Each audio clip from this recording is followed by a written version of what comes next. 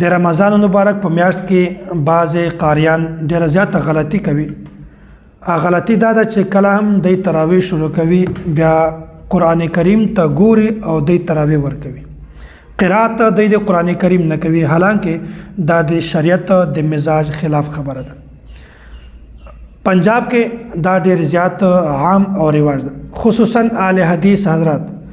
د دې قاریان خو دغه شیوه ده، دی دا ضروري ګڼي چې بس قرآن کریم ته به ګوري، قرآن کریم ته ګوري او هغه نه دی تلاوت کوي، د هغه نه دی تراویح کوي. حالانکه غلطه خبره ده. کسې باشد که هر څوک وي چې کله هم تراویح ورکوي بیا په هغه وخت کې قرآن کریم ته مه ګورئ. هغه قرآن کریم ته نه کتلو څو غلطۍ دي، وجوهات دي، په څه وجه باندې صحیح نه ده، زه انشاءالله مخکې بیانوم. صحابه کرام، تابعین، تبع تابعین، اسلاف، جمهور امت دا موقف ته چې ټول خلک دې خبرې نه منې کړی ده چې تاسې کله تراویح چاته ورکوئ یا لمونځ ورکوئ بیا قرآن کریم مصحف ته مه ګورئ. زباني وای بلکې صحابه کرامو خو دا خبره خوښوله وه، یو صورت که تاسې بار بار وایي بار بار وایي دا بهتره ده په هغه نه چې تاسې قرآن کریم په کتلو سره ووایي. دا د لمانځه خبره درته کومه. نعمان بن ثابت امام اعظم امام ابو حنیفه متوفا 150 هجری، دا هم دا موقف ته چې قرآن کریم ته د کتلو په وخت کې لمونځ ورکول دا بالکل جایز نه ده، قطعا جایز نه ده. او داسې حضرت عمر بن خطاب رضی الله تعالی عنه متوفا 24 هجری عن ابن عباس رضی الله تعالی عنه قال نهانا امیر المؤمنین عمر رضی الله عنه ان نؤم الناس فی المصحف. حضرت ابن عباس رضی الله تعالی فرمای وای امیر المؤمنین حضرت عمر رضی الله تعالی عنه موږ د دې خبرې نه منې کړلو چې تاسې امامتیا ورته کوئ او د امامتیا په وخت کې تاسې قرآن کریم ته ګورئ. وای موږ د دې خبرې نه منې کړلو. وای قرآن کریم ته د کتلو په وخت کې تاسې قرات مه کوئ. ګورئ صحابه کرام هم منې کوي، بیا هم بعضې خلک قرات کوي.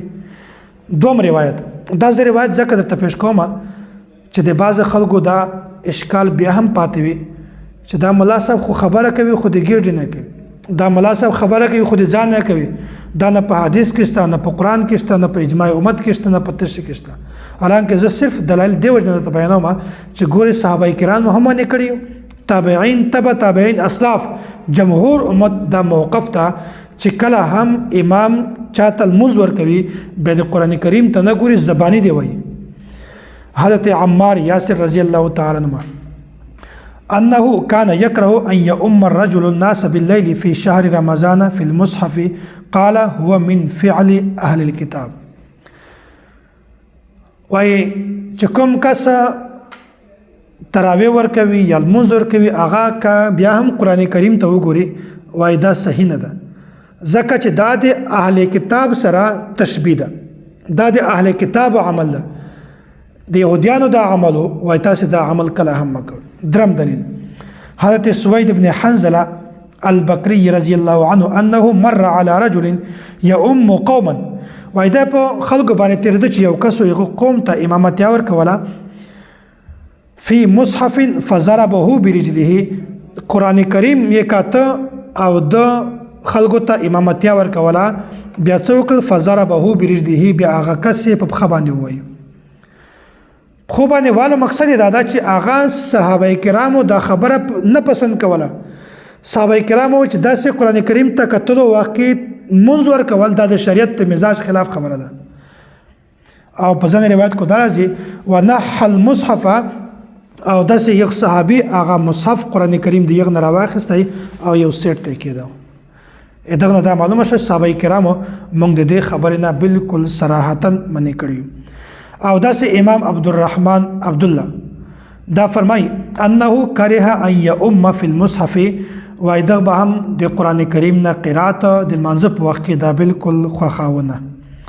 او سعید ابن مسیب او داسې ابراهیم نخعی دا فرمای انه کرها ان یؤم فی المصحف، ده هم دغه عمل مکروه ګاڼه، بالکل یې ښه نه ګاڼه.